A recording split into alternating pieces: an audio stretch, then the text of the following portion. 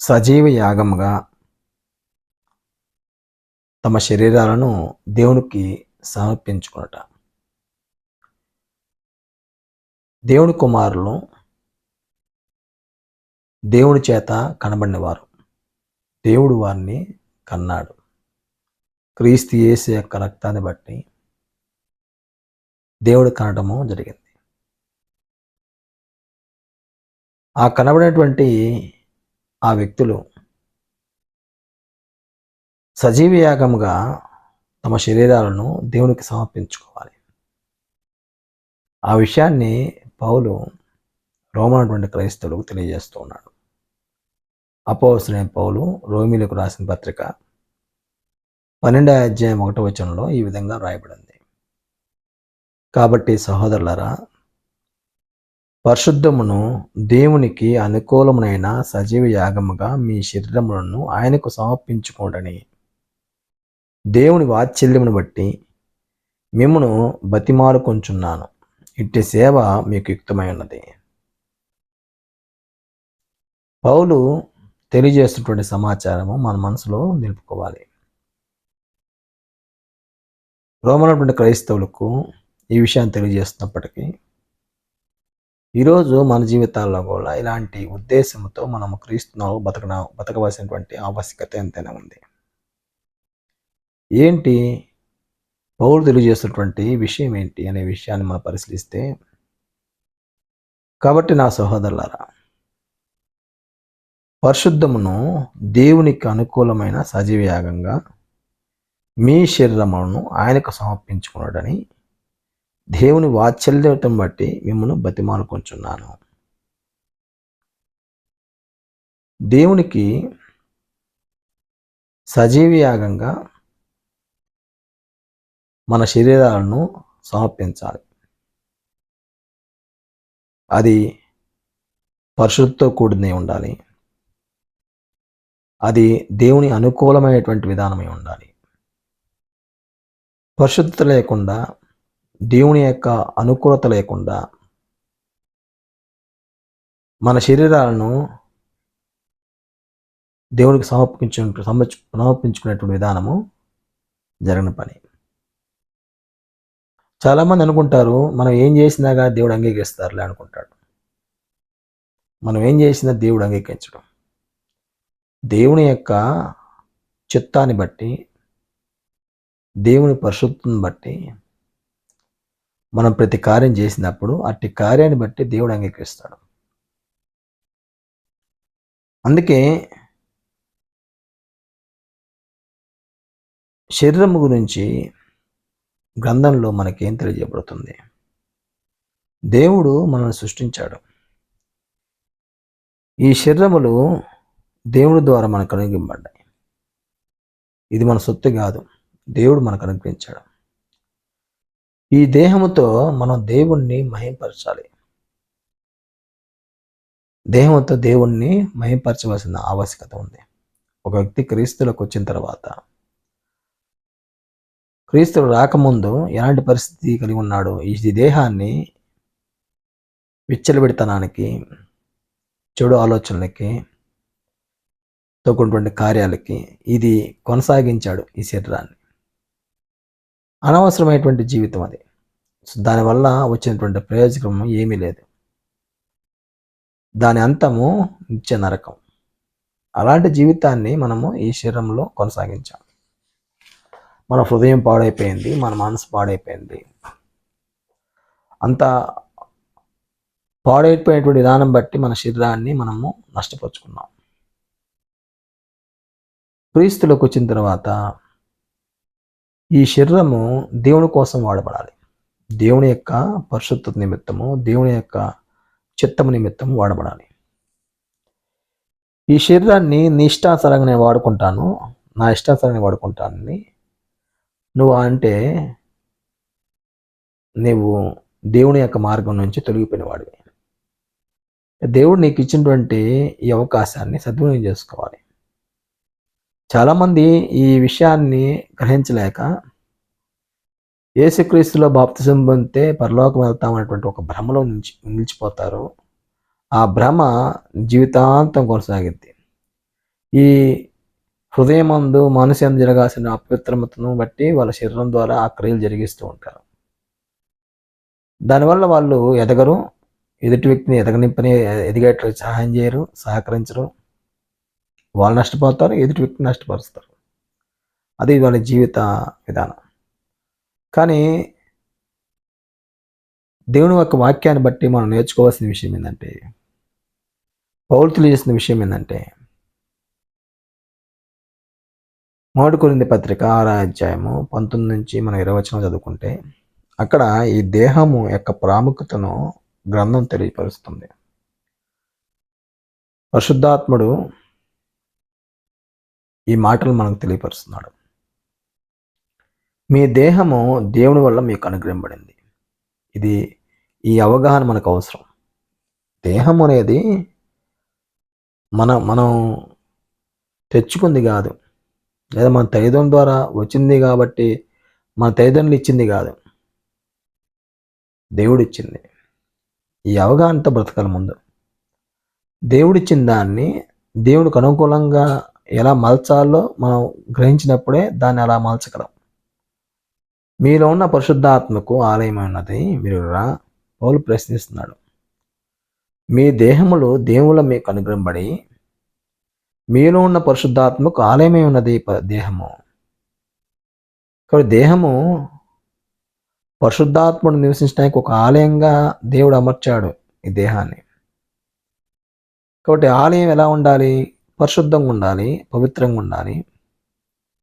ఆ పరిశుద్ధాత్మకు అనుకూలమైనటువంటి ఆ వాతావరణం మధ్య ఆ దేవాలయము ఉండాల్సిన ఆవశ్యకత ఉంది.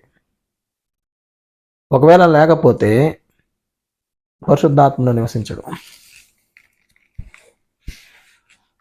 కాబట్టి పరిశుద్ధాత్ముడు మనం నివసించాలంటే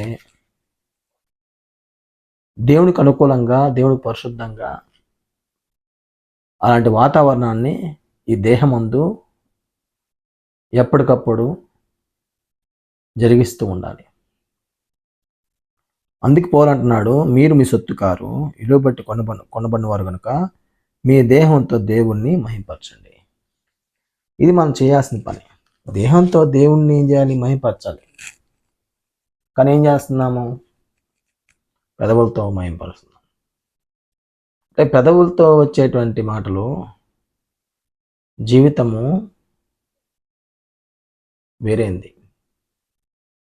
పెదవులతో వచ్చే మాటలకి జీవితం వేరుగా ఉంటే అలాంటి భక్తి సరైన భక్తి కాదు. నీ హృదయమందు జరిగేటువంటి ప్రతిదీ దేవుని చిత్తానుసారంగా జరగాలి. ఈ శరీరం జరిగేటువంటి ప్రతిక్రియ దేవునికి పరిశుద్ధంగాను అనుకూలమైనటువంటి జీవితాన్ని జీవించేట్లుగా నడిపించేటట్టుగా ఈ శరీరము వాడబడాలి. అప్పుడు మాత్రమే మనం దేవునికి అనుకూలమైనటువంటి జీవితాన్ని జీవిస్తున్నాము. కాబట్టి పరిశుద్ధాత్మను నివసిస్తాడు. పరిశుద్ధాత్ముడు నీళ్ళు నివసిస్తున్నాడు కాబట్టి నువ్వు దేవుని యొక్క జ్ఞానంలో ఎదుగుతూ ఉంటావు. నీ ఆలోచనలు బాగుంటాయి, నీ ఉద్దేశాలు బాగుంటాయి. నువ్వు చేసే ప్రతి పనిలో దేవుడు నీకు తోడుగా ఉండి సహాయం చేస్తాడు. కాబట్టి పౌలు ఏం తెలియజేస్తున్నాడు? మీ దేహం మీకు అనుగ్రహింపబడింది ఎవరి ద్వారా అంటే దేవుడు కూడా మీకు అనుగ్రహింపబడ్డాయి. కాబట్టి మీలో ఉన్న పరిశుద్ధాత్ముడు ఆ దేహము ఆలయమే ఉంది. కాబట్టి మీ సొత్తుగా మీరు విలువ బట్టి కొనబడిన వారు. మీ దేహంతో దేవుని మహిమపరచండి అంటున్నాడు. దేహంతో దేవుని మహిమపరచవలసిన ఆవశ్యకత ఉంది. ఎలా మహిమపరుస్తాము? ఒకప్పుడు ఈ దేహంతో ఒక విభిన్నమైనటువంటి చెడుతంతుకున్నటువంటి క్రియలు నడిపించాం. ఈ అవయవాల ద్వారా దేవుడికి వ్యతిరేకమైనటువంటి క్రియలను కొనసాగించాం.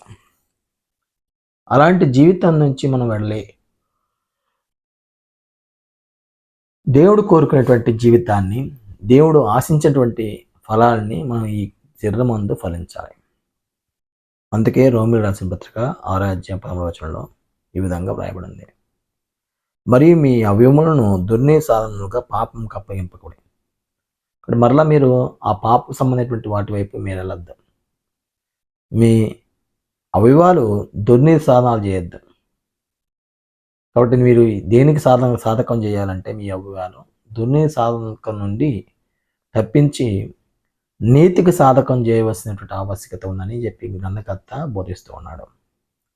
అయితే మృతుల్లోని సజీవం అనుకొని మీరే దేవునికి అప్పగించుకోండి, మీ అవయవములను నీతికి సాధనాలుగా దేవునికి అప్పగించండి అని చెప్తున్నాడు. ఇది మనం చేయాల్సిన పని. అంటే ఒక వ్యక్తి మృతుల్లో నుండి నేను లేచాను, సజీవునయ్యాను అని అనుకుంటేనే జరిగేటువంటి కార్యక్రమం ఇది. చాలామంది బాప్తిసం పొందిన తర్వాత ఇక మరలా వాళ్ళు నీతి నీతి న్యాయం గురించి ఆలోచించరు, పరిశుద్ధి గురించి ఆలోచించరు. వాళ్ళు అంతకుముందు లోకంలో ఎలా బతికారో అలాంటి జీవితాన్ని కొనసాగిస్తూ ఉంటారు. అలాంటి జీవితం గల వాళ్ళు మార్పు చెందరు. మార్పు చెందేట్లుగా వారి యొక్క జీవన విధానంతో మనసు కానీ హృదయం కానీ పనిచేయదు. ఎందుకంటే వాళ్ళు కఠినపరుచుకున్న హృదయాన్ని. చాలామంది ఇదే పరిస్థితిలో ఉన్నారు. కాబట్టి ఒక వ్యక్తి నిత్యరాజ్యాన్ని పొందుకోవాలంటే, నిత్య జీవాన్ని పొందుకోవాలంటే నేను మృతుల్లో నుండి సజీవుణ్ణి అయి ఉన్నాను అని ఆలోచిస్తేనే, గ్రహిస్తేనే, దాన్ని సరిగా అర్థం చేసుకుంటేనే దేవునికి వారు అప్పచెప్పుకుంటారు. దేవునికి అప్పచెప్పుకునేటువంటి జీవితము అద్భుతకరమైంది. అందుకే అలాంటి వ్యక్తి ఒకప్పుడు లోకంలో తమ శరీర అభివాల ద్వారా దుర్నీతి పనులు చేశాడు. దుర్నీతికి సాధకం చేసేటువంటి ఆ చెడు కార్యక్రమాలను అతను అభ్యాసం చేశాడు. ఇప్పుడు యేసుక్రీస్తు అనేటువంటి నీతికి సాధనం కలిగినటువంటి విధంగా అవివాలు పనిచేసేట్లుగా క్రమపరుచుకోవటం, దాని మీద మనసు పెట్టడం అనేది ఇక్కడ జరిగించేటువంటి క్రియ. కాబట్టి దేవునికి అప్పచెప్పుకోవటము, దేవుడు తమ శరీరాన్ని దేవునికి అప్పచెప్పుకోవడం అంటే ఒక క్రమశిక్షణతో కూడిన జీవన విధానం. అది నీ ఇష్టము, నా ఇష్టం బట్టి, నా ఆలోచనను బట్టి, నా ఉద్దేశాన్ని బట్టి నడిచిద్దంటే కాదు. దేవుడు ఏ ఉద్దేశంతో అయితే మనల్ని సృష్టించాడు క్రీస్తు యేసునందు, క్రీస్తులో మనం ఎందుకు బాప్తిసం పొందామో ఆ అనుగుణమైనటువంటి జీవితానికి అనుగుణంగా మనం బతికితేనే అది సరైనటువంటి విధానమై ఉంటుంది. అర్థమైందా? కాబట్టి మనము ఏం చేస్తున్నాము? మన శరీరాన్ని దేవునికి సమర్పించుకొని జీవిస్తున్నామా? నీతి సాధనాలకు మన వివాహాలను వాడుతున్నామా? లేదు, మనం మరలా సాధానికి మనల్ని అప్పచెప్పుకొని దుర్నీతి వైపు మనం సాధకం చేస్తూ మన జీవితాన్ని కొనసాగిస్తున్నామా? ఏది మన మార్గంగా ఉందో మనం ఒకసారి పరిశీలించుకోవాలి. అంటే ఒక వ్యక్తి క్రీస్తులో సజీవయాగంగా తమ శరీరాన్ని అప్పచెప్పుకోవడం అంటే చాలా బలమైనటువంటి జీవన విధానం. ఇది ఏదో ఆషామాషా విధానం కాదు, చాలా బలమైన విధానము. అది దేవుడు సంతోషపడాలి ఆ విధానాన్ని బట్టి, ఆ క్రియా జీవితాన్ని బట్టి. అలాంటిది కోసము మనం ఈ యొక్క క్రియా జీవితాన్ని అభ్యాసం చేసుకోవాల్సిన వారమై ఉన్నాం. అందుకే పౌలు చాలా స్పష్టంగా ఈ విషయాలు మనకి తేటగా తెలియపరుస్తున్నాడు. అయితే ఏంటి ఫలము? ఇప్పుడు దుర్నీతి సాధనాలుగా మన శరీరాన్ని మనం నడిపిస్తే, మన దుర్నీతిపరమైనటువంటి జీవితాన్ని, క్రియను అనుసరిస్తే దానివల్ల వచ్చేటువంటి నష్టము శూన్యం. అయితే ఆత్మ సంబంధంగా నీతికి సాధనాలుగా మనం దేవుని యొక్క మన శరీరాన్ని దేవునికి అప్పగించుకొని మనం నీతి సాధనాలుగా మనం వాడితే మన అభివాలని, దానివల్ల వచ్చేటువంటి జీతము లేదా ఫలం ఏంటంటే మనం చూసినప్పుడు రోమిలకు రాసిన పత్రిక 6:19 ఈ విధంగా రాయబడి ఉంది. మీ శరీర బలహీనతను బట్టి మనుష్య రీతిగా మాట్లాడుచున్నాను. ఏమనగా అక్రమము చేటికై అపవిత్రతకును అక్రమముకును మీ అవివాలు దాసులుగా ఎలాగ అప్పగించుతారో అలాగే పరిశుద్ధ కలుగుటగా ఇప్పుడు మీ అవివాలను నీతికి దాసులుగా అప్పగించుడి. నీతికి సాధనాలకు మనము అప్పగిస్తే పరిశుద్ధ కలిగిద్ది. ఒకప్పుడు మనము మన అవివాలని అక్రమానికి వాడాం. దానివల్ల వచ్చేటువంటి ఫలం ఏంటి? అపవిత్రత, అక్రమము. ఇప్పుడు నీతికి సాధనాలకు వాడితే, దేవుడికి మన శరీరాన్ని అప్పగిస్తే మనకు కలిగేటువంటి ఇదేంటి అంటే పరిశుద్ధ వల్ల వచ్చేటువంటి బహుమానం ఏంటి? నిత్యజీవము. దాని అంతం నిత్యజీవం అన్నమాట. కాబట్టి ఏది మేలుకరమైందో ఆ మేలుకరమైనటువంటి మార్గాన్ని మనం ఎంచుకోవాలి. పౌలు ఏం చెబుతున్నాడంటే మీ శరీరాలను దేవునికి సమర్పించుకోడని రోమపత్రిక 12 అధ్యాయంలో 1వ వచనం చెప్పినబడిన రీతిగా మనము దేవునికి సమర్పించుకున్న వరంగా జీవిస్తే మనము ఆత్మ సంబంధమైనటువంటి మందిరంగా మనం కట్టపడుతున్నట్టు. దేవుని యొక్క సంఘములో ఒక రాయవలే, ఆత్మ సంబంధమైన రాయవలే మనం ఉన్నట్టు. ఆ మందిరంలో ఒక రాయిగా మనము నిలిచి ఉన్నాం అనేటువంటి ఒక విధానం కొనసాగిద్ది మాట. పేతురు రాసిన 1 పత్రిక 2 అధ్యాయం 5వ వచనంలో ఏం రాయబడి ఉంది? యేసుక్రీస్తు ద్వారా దేవునికి అనుకూలమగు ఆత్మ సంబంధమైన బలులు అర్పించుటకు పరిశుద్ధ యాజకులుగా ఉన్నట్లు మీరును సజీవమే రాళ్ళవలే ఉండి ఆత్మ సంబంధం మందిరంగా కట్టపడుచున్నాడు అన్నాడు. సజీవమే రాళ్ళంటే అంటే దేవుని యొక్క రాజ్యంలో లేదా దేవుని యొక్క పరిపాలన కింద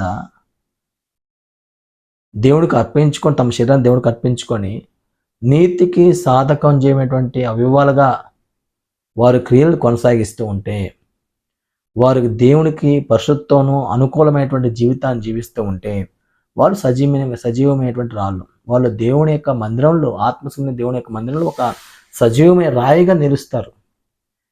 వాళ్ళ అర్పణలు ఆత్మ సంబంధమైనవి, వాళ్ళ బళ్ళు ఆత్మ సంబంధమైనవి. వాళ్ళు దేవునికి అనుకూలమైనటువంటి బళ్ళు అర్పణలు అర్పించేటువంటి వ్యక్తిగా నిలిచిపోతారు. అది జీవితంలో జరిగించవలసినటువంటి విధానం. అందువల్ల క్రైస్తవ జీవితం అనేది ఒక మంచి ఉన్నతమైనటువంటి జీవిత విధానం. దాన్ని బట్టి మనము మన ఆత్మీయ జీవితాన్ని మెరుగుపరచుకోవాల్సినటువంటి మార్గం ఉన్నాం. కాబట్టి ఈ సందర్భంలో మనం ఆలోచించే విషయం ఏంటంటే, మన శరీరాలను దేవునికి సమర్పించుకోవాలి, సజీవయాగంగా సమర్పించుకోవాలి. అది పరిశుద్ధతో కూడిందే ఉండాలి, దేవుని యొక్క అనుకూలతతో కూడిందే ఉండాలి. ఇట్టి సేవ యుక్తంగా ఉంది అని గ్రంథకర్త మనకు తెలియజేస్తున్నాడు. కాబట్టి యుక్తమైన సేవ ఏంటంటే మన శరీరాలను దేవునికి సమర్పించుకొని జీవించటము. మన శరీరాలను దేవునికి అనుకూలంగా పరిశుద్ధంగా అర్పించుకొని జీవిస్తే దేవుడు మన జీవితాన్ని బట్టి ఆనందిస్తాడు, సంతోషిస్తాడు. సజీవ